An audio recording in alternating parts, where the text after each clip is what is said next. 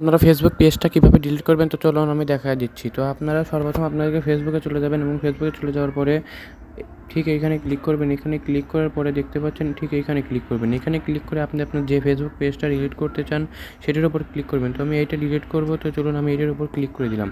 এটার উপর ক্লিক করে দেওয়ার পরে আপনারা ঠিক এইখানে চলে আসবেন এবং আসার পরে ঠিক এইখানে আপনারা ক্লিক করবেন।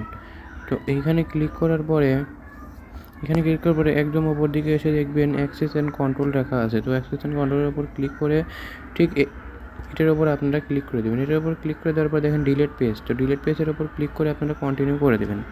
তো কন্টিনিউ করে দেওয়ার পরে আবারও আপনারা কন্টিনিউ করে দেবেন।